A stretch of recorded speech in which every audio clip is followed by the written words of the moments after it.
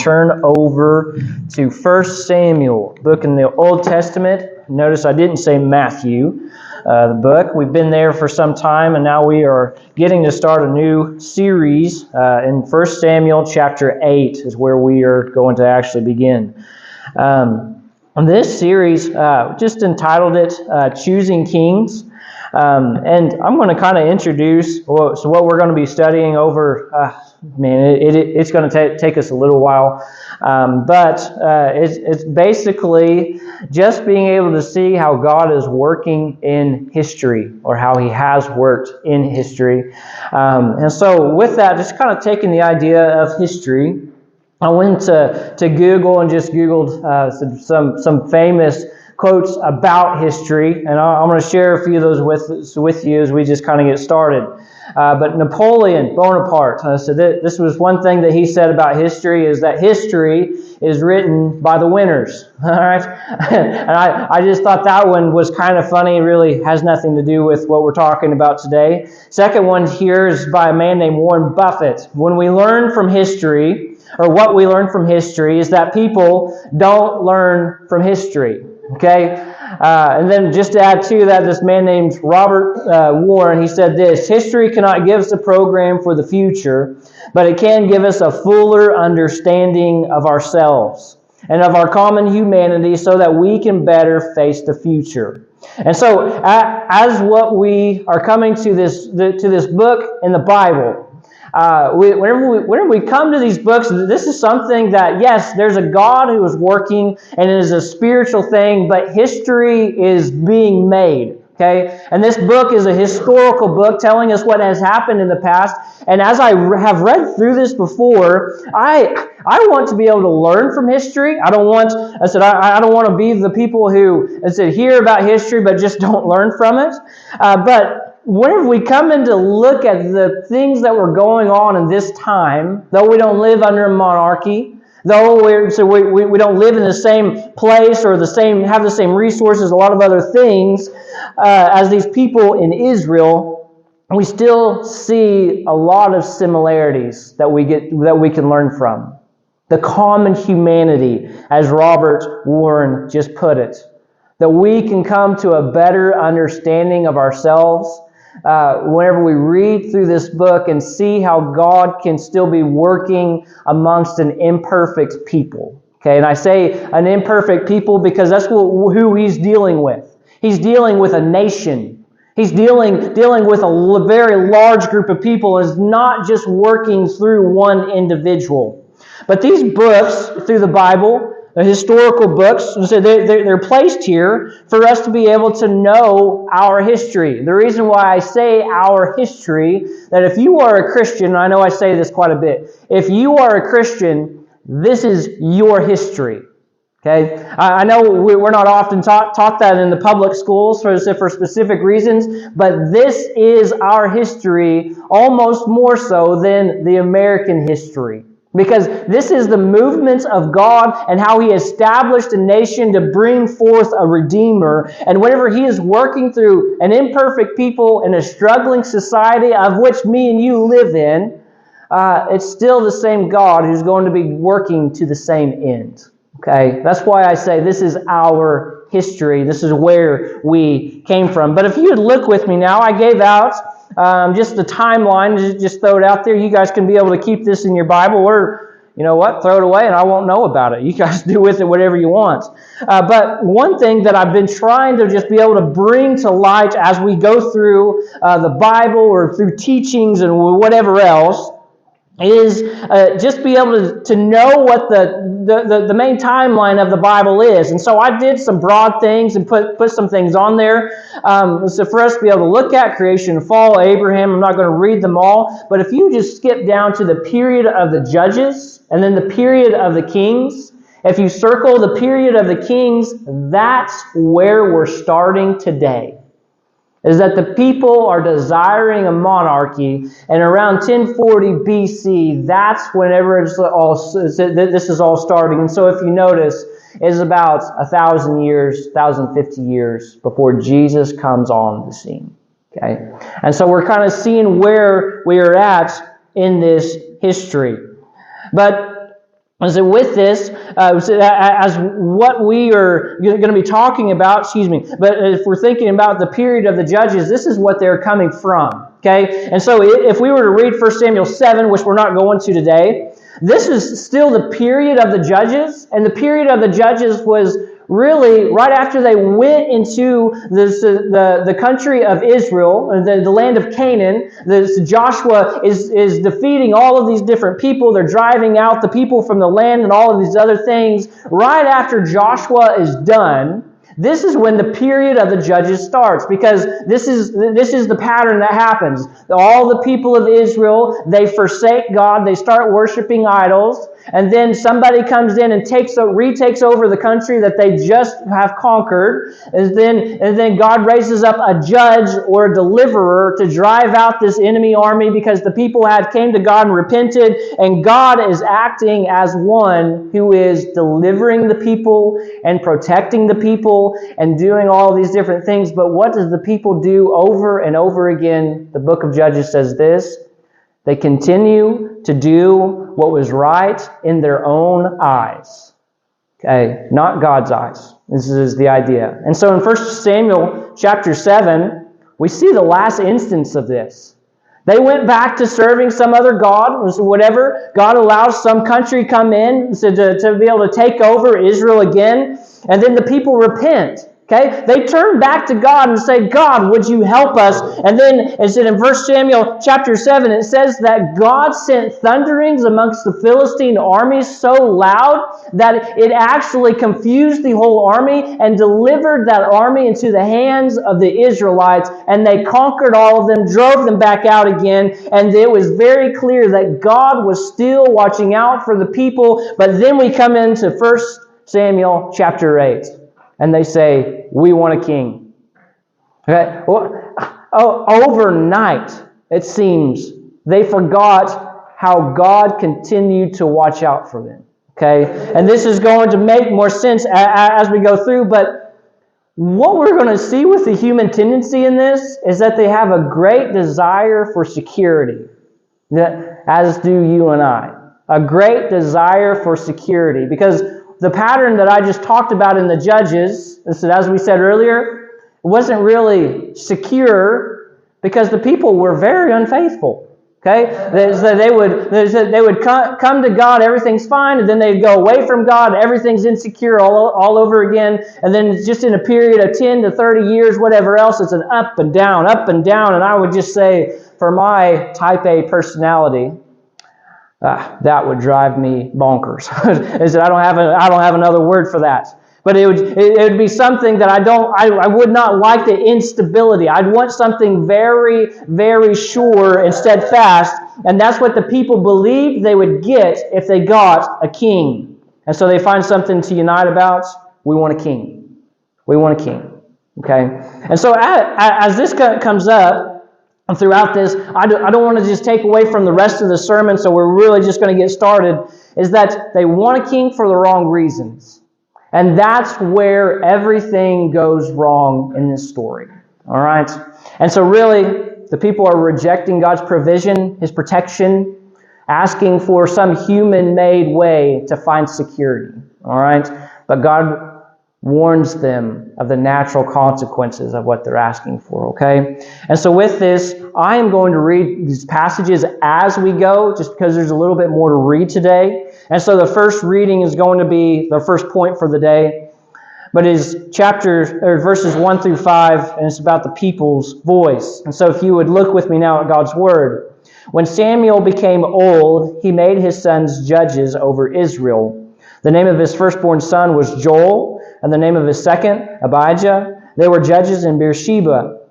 Yet his sons did not walk in his ways, but turned aside after gain. They took bribes and perverted justice. Then all the elders of Israel gathered together and came to Israel at Ramah and said to him, Behold, you are old, and your sons do not walk in your ways. Now appoint for us a king to judge us like all the nations. Now, here's a couple of things that I was coached not to talk about in a job interview. I'm sure many of you have heard this before, but the two things are this: politics and religion. All right? Now, I'm not really much of a rebel. I told you I'm type A personality. I like to play by the rules because it lets my mind rest. All right, I'm just going to say that. But one thing that I am a rebel about, okay, is that whenever I walked into a job interview, I wanted them to know I was a Christian before I walked out. And that was something that, that's not much of a rebel, I can say that. But I felt like one. When this story, though, and this thing that is brought up is both political and it is religious as well, okay? And so if you're looking at the request and everything that is about to be made, it is politically charged, okay, because they're pushing a political agenda, but it's religious because of a failure to keep their religion, all right?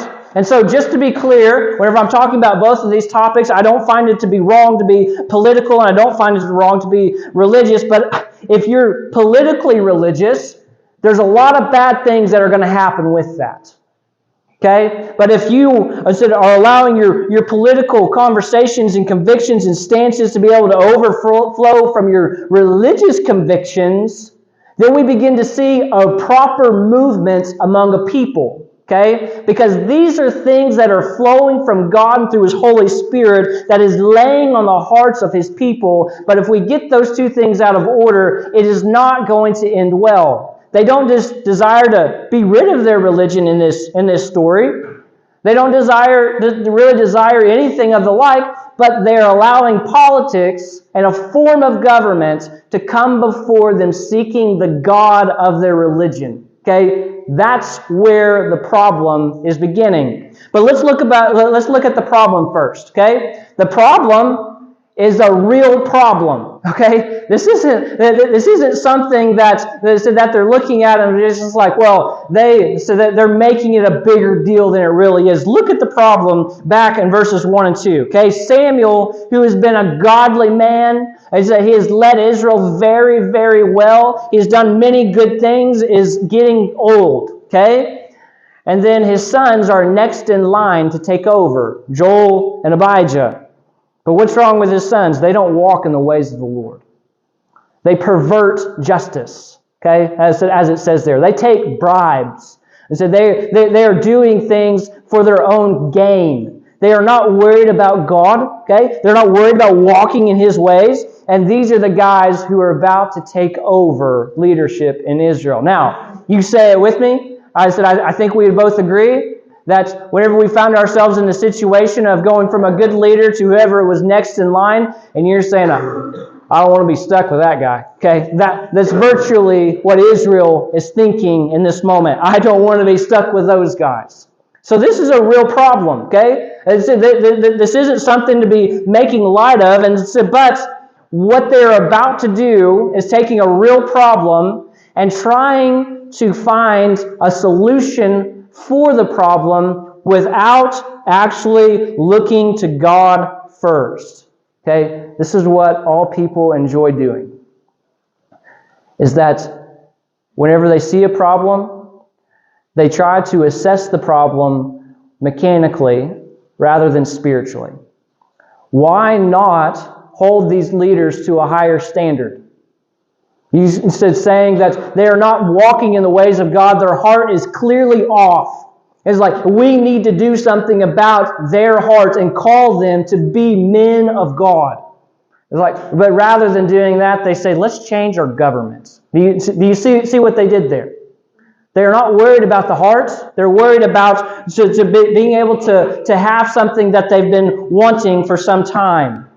Yeah, the men were scoundrels. Yeah, so they needed to change. But instead of holding them to the standard of God, they look for another way to be able to get something that they probably have already been wanting for some time. Okay? So do you see how this is somewhat of a politically charged solution? They're not worried about the spiritual things. And so the solution now, as they go ahead and tell us that, in verse 5, all of the country of Israel, they come together, and the people are speaking out and told Samuel, hey, you're old, your sons don't walk in your ways. Now here's our solution. Appoint us a king, now let's listen to the end of that, to judge us like all the nations. But like all the nations, we're beginning to see what they really want. They're not desiring God's way. They're not desiring to be closer to God. They're not desiring for God to protect them. They desire to look like everyone else. Now, that's not where things are supposed to start. Okay?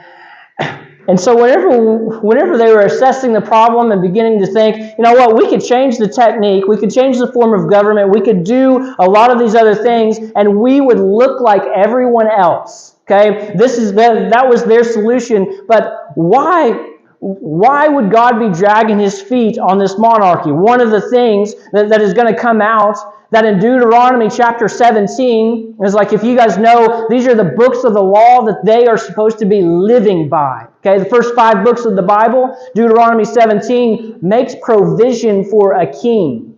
Okay? It makes provision for a king to come into Israel at some point in history. Okay? And so whenever they're asking for a king, their request, there's nothing wrong with the request. There was going to be a king. So there was going to come a king in Israel at some point. What was wrong with it was that just because something is right doesn't mean that it's right for today.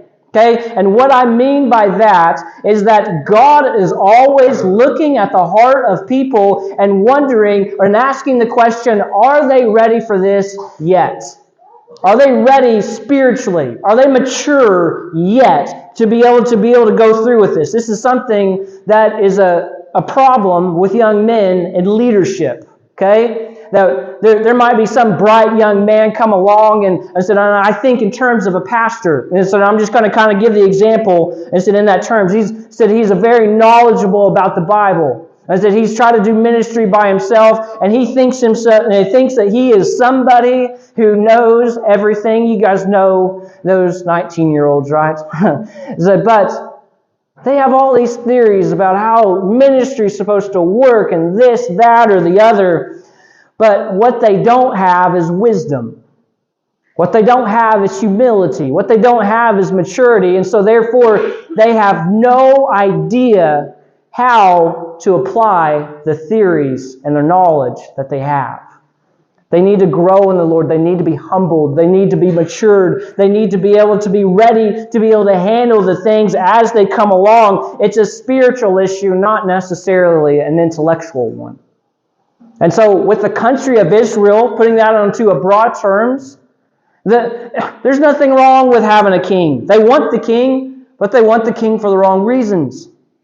They're asking proudly. They're demanding a king. They're not asking God, is this your will? They're saying, give us a king, and that's it. And do you see where they're failing in the humility and maturity? And God is saying, you're not ready for that yet. You're not ready for that yet, because you're going to use it for all the wrong reasons. Okay? But in their minds, let's just change technique first. And rather than trying to work on our hearts before we move forward with these things. And so, people's voice, they're united. Okay? They are united in the way that they really shouldn't be going. They're trying to grow up too fast as a country, if you will. But in verses 6 through 9, now we see just how this rejection takes place. And I'll read those now. But it says, but the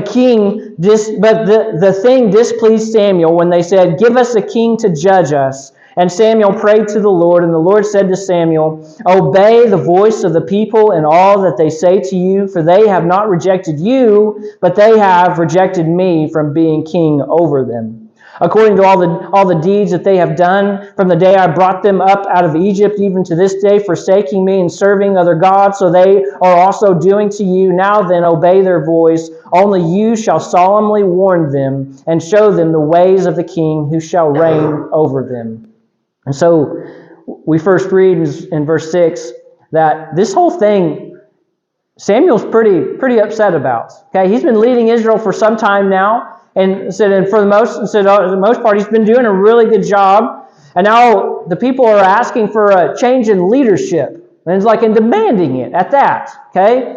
And so these people, whenever Samuel's hearing this, If I was there, and if I was a leader, if you guys were to ask me to step down from the church because you needed a change in leadership, you know what? I would be a mess. I'm not going to lie. So if anybody's thinking about that, please try to do it gently. I said, but I hope you're not thinking about that. But Samuel's like, I've done something wrong. They're rejecting me. They're trying to do these things. But as he brings this to God, notice what he's doing as a man of God. He's bringing it to God in his frustration. He's bringing it to God and he's asking the questions to him and just laying it all out there for God. And God teaches him the right perspective to have over this. He said, you're blaming yourself, but they're not rejecting you. They're rejecting me as God, as their protector, as their provider, and all these things. And so they're rejecting God as their true king. You see, what we're going to see as this drama unfolds is that the people were asking for a king that looked like all the other nations. Whenever God was going to bring a king into the monarchy and actually establish it, he was going to find a king that reflected his own heart and put him in charge of the nation. That's what they're fast-forwarding for. They're fast-forwarding to get a king that they think would do the job properly. And so, as we said earlier, to have the king was fine, but whenever there's a spiritual problem, we need a spiritual solution, not a mechanical change. Okay? We need God to be the one who's changing the hearts of the people and everything. Instead of asking God what they should be doing, they're prescribing to God what they need Him to be doing. Okay? Do you see how they kind of try to start playing God here? So they try to take his role and try to say, this is what you're going to be doing for us, God, rather than God saying, this is what you're going to be doing for me. Now, my dad said at some point, whenever they were at this different church, they were doing a sanctuary remodel in the new sanctuary, and they had this old sanctuary from I don't know when exactly. It said, but they still had the folding chairs, wooden folding chairs in them with the hat holders on the bottom of the chairs. And so there are a couple of wire things that come out. Those of you who used to wear what my dad calls real hats knows what he's talking about. It's like, but to be honest, I still wish we wore real hats. But I'm not going to be the only one who does it. Okay, I'm just going to tell you. But my dad, he would say something is like, it's like, man, we're going to church in this retro sanctuary, and it's cool and it's awesome, and he's telling me about all these different things. Now, as I said, I wish we still wore the real hats, as though the hats I wear now, they're doing the same thing. Okay, they're made to keep the sun out of your eyes, and that's really virtually what hats were made for. The people believed that if they take this new form of government, it was going to solve their problems. Okay, but really, what we begin to see is that just like they were going after old idols or idols of the other nations, they were rejecting God by those actions. All they were doing was taking an old thing and making it a new thing. Is it in a new form that accomplished the same purpose whenever they were trying to do this? They were rejecting God as the one in whom they were supposed to be following. They were just doing it in a new way, in a new form, and just taking action in that way. They're trusting in the monarchy rather than God, all of these different things. And so with this, I'm just thinking about application for our day. And so whenever a church begins to struggle with attendance, and this doesn't look like we're struggling with that today. It's good to see everybody back, right? But whenever the church starts struggling with attendance and they're wondering if their church is going to die, this is a very common thing. And people have asked me these questions of, what are we going to do because we don't want to see our church fold? That's a good question. We should be asking that question.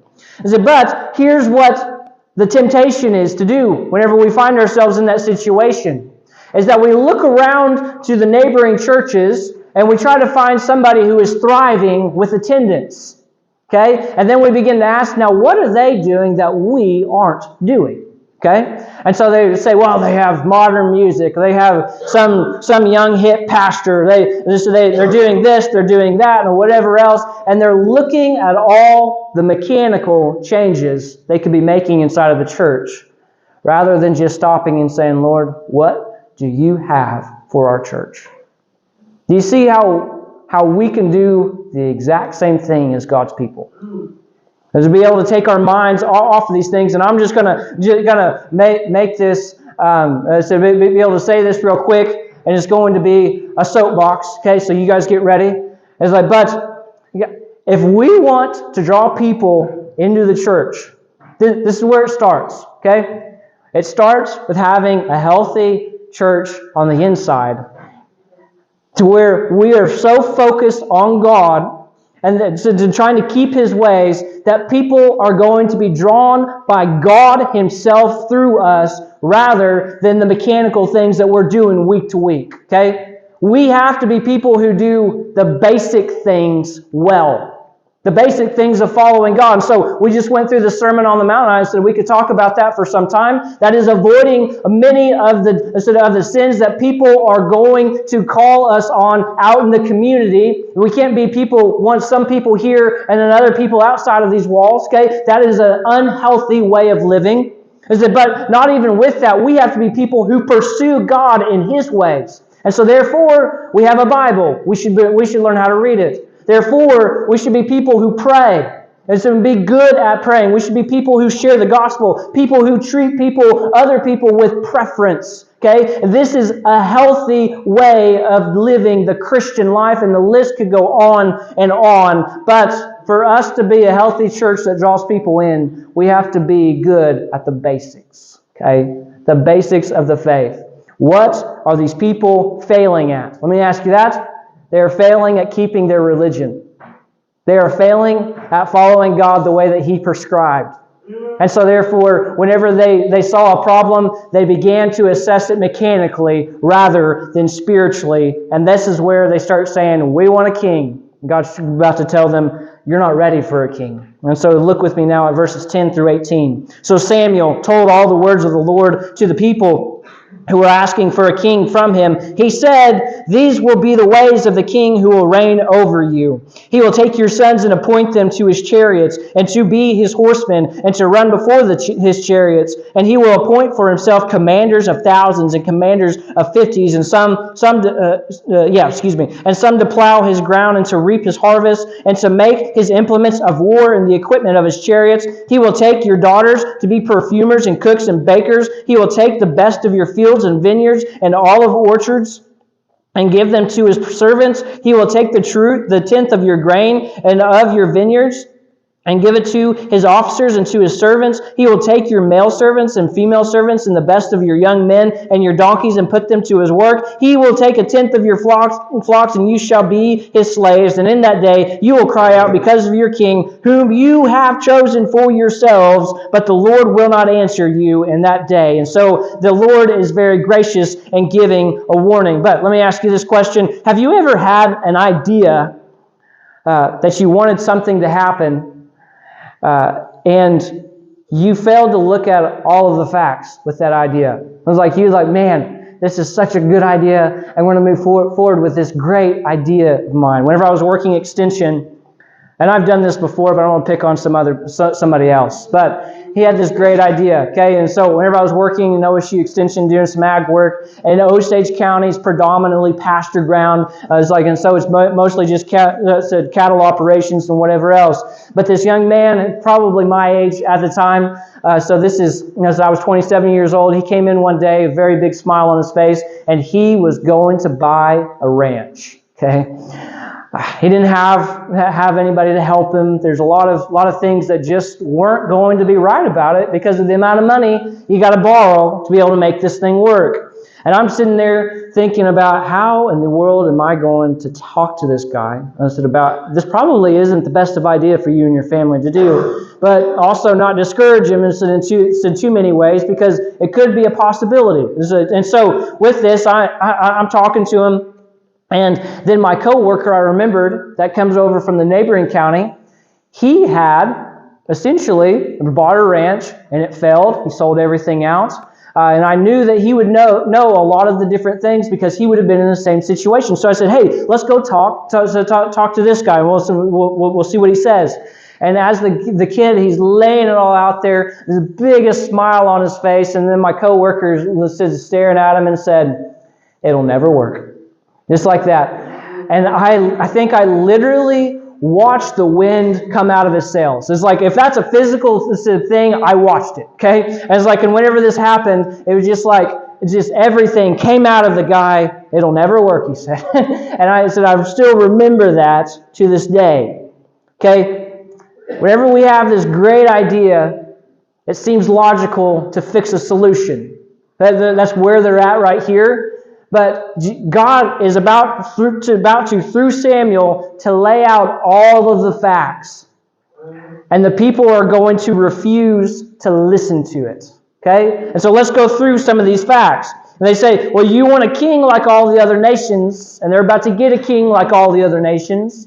But this is what a king does who is like all the other nations. The first thing that he's going to do is that he's going to protect and that he's going to conquer with an army. Who do you think his army is going to come from? It is going to come from your sons.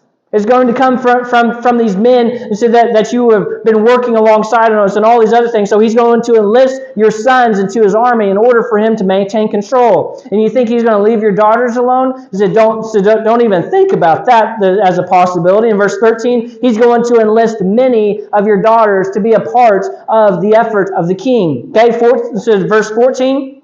That it said, you think that he's just not going to take your lands and be able to do these things, whatever? It's like, no, he's going to take the best of the land throughout all of the country in order to feed his army. Okay? It's like we can continue to go forward in verse 14 that not only is he going to take the best of the land, but also all of your animals. Okay? He's going to be taking a lot that you are used to having. Your lifestyle is about to look completely different. In other words, and then have you ever heard of taxes?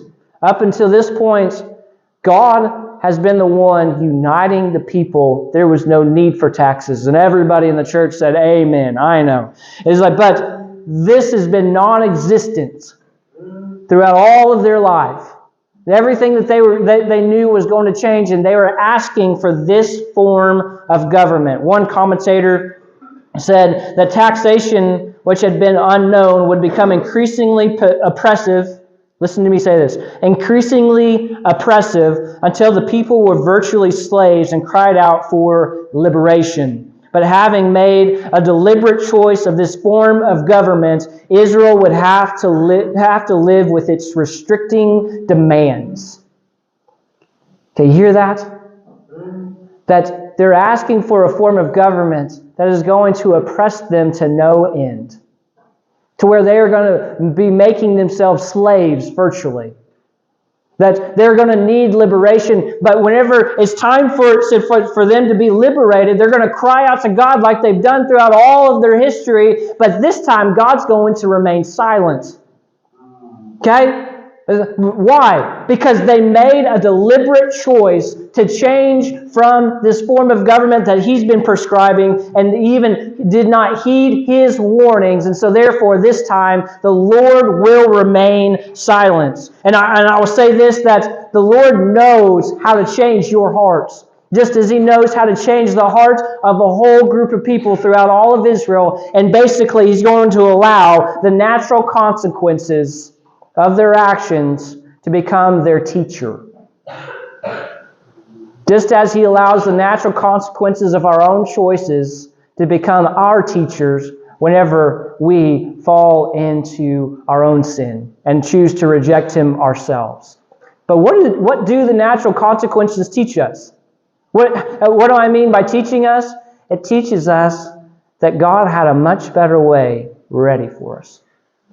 It teaches us that we can actually, if whenever we choose to follow him by faith and the way that he's called us to, it gives us this longing inside of our heart to go back to God and his way. And as a people, he knows exactly how He's going to accomplish this throughout Israel, He knows exactly how He's going to accomplish that amongst us. Looking in verses 19 through 22 now, I've talked about all these things with the people, and now we're just going to talk about the people's persistence, okay? Their persistence in rejection. But the people refused to obey the voices of Samuel, this is verse 19, and they said, "No, but there shall be a king over us, that we also may be like all the nations, and that our king may judge us and go out before us and fight our battles." And when Samuel had heard all the words of the people, he repeated them in the ears of the Lord. And the Lord said to Samuel, "Obey their voice and make them a king." Samuel then said to the men of Israel, "Go, every man to his city." And so in unison, they said, "We want a king, and we're not going to take no for an answer." Okay? "We heard your warning, that's fine." They didn't even want to talk about the facts. So they were very persistent about moving this political agenda forward and everything without hearing from God and all these other things. But they give their reasons again. I just want to talk about that. That they want to be like everyone else. They desire to look like the rest of the world. We just came out of the Sermon on the Mount. We don't get to look like the rest of the world whenever we're the people of God. We are salt and light. We are not supposed to look like everybody else. But as Davis, one of the commentators, brings out, he says, "I simply mean that we do not like to be different for God's sake. We do not like to be distinct. We would rather blend in," right? There's a lot of people who do desire to look very different in our world, but the kicker there is for God's sake. That kind of takes the wind out of our own sails with all of our own ideas, doesn't it? We don't want to look like the weirdo for God's sake. And He's saying, "You want to come be a part of this upside down kingdom that I came to establish? You won't look like everybody else. You can't look like everybody else because all of those other people are rejecting me, and if you're going to follow me and not reject me, of course you're going to look much different." Second reason they give, we want a king to be able to lift the authority off of our local leaders. This is something else that is so wrong in our culture, is that our local leaders, they too don't seek God's guidance. Very few throughout all of our nation are men and women of God leading in our local communities. This is something that it's as if we don't want to do the little extra work of, "Lord, what is your true will to be done in this community right here?" And they're wanting to take that pressure off them so that they don't have to continue to make decisions amongst their local communities. But if you're a leader in the local community, you must learn to seek God. And then they also want to have somebody ready to defend them from invaders, of which who has been defending them from their invaders? If they would just keep their religion properly and keep the basics, they wouldn't even have an invading army coming into their lands. But they don't, and every time God has actually helped them and set them free. Do you see where their trust is? Okay, it's a misplaced trust. So we'll say that they're no longer trusting in God for security. They're trusting in this form of government that they see working in all of their neighboring countries. They desire this to look like everyone else. And so, all of this started with a logical problem. A problem that needed to actually be addressed. But with us living as they were living in a less than ideal society, this is something that me and you have to learn to be able to weave our way through, or be able to figure things out as we go. Is because whenever we live in a less than ideal society, then the ideal solution to real problems isn't going to be presented in front of us. Why? Because as a nation, these people, Israel, was rejecting God. And so, whenever we're reading the Bible, I'm going to kind of end with this. Whenever we're reading the Bible, this is something that I heard from Jen Wilkin. I hope the women have been talking to their husbands about Jen Wilkin because they've been going through her studies. But she teaches that whenever we read a Bible story, let's just use David and Goliath for an example. We like to make ourselves to be like the hero in the story. Okay? It's like, but one problem with that is that there's only one hero in the story. And so whenever we all make ourselves a hero, it's, well, it just doesn't seem right. But with this is that it's better, it's more realistic to us to be able to think that we're probably not the hero of the story. We're probably with the crowd in the way that we're thinking because of all the social pressures that we undergo regularly. And so we're not David. So we're hiding in the trenches with the rest of the guys, right? We're scared of Goliath ourselves. But in this case, we're not Samuel, but we're people who are asking for a king because we think that's probably the best way to be able to go.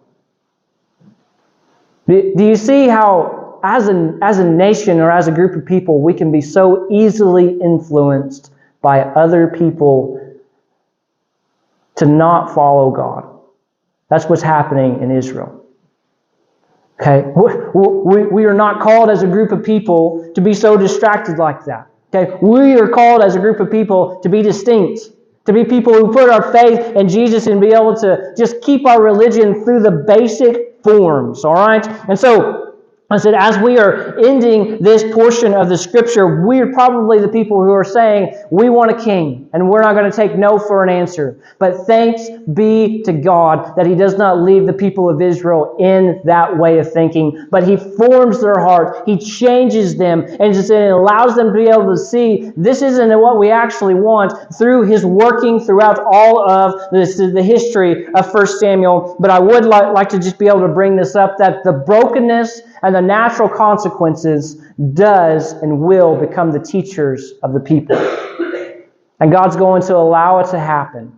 He's going to allow them to go through the storm of sort of what they have chosen, of what they've asked for this reason right here, is because it's going to draw them back to Himself. They're going to find grace. They're going to find redemption. They're going to be humbled. And they're going to be more mature at the end of this. And then God's going to bring a king of His choosing into the mix to be the Redeemer of Israel. Okay? Can't help but think about whenever we, in our brokenness, is drawing us to God. It's like that He brings a man of His own choosing into the mix. His name's Jesus. He died on the cross in order to pay for our sins and drawing us to Himself so that we might get to live for Him as we're humbled and grown in our knowledge of Him and all of these things. And guys, right now, we'll just ask you guys to respond in whatever way you see fit. And so you guys bow with me now. Father, Lord,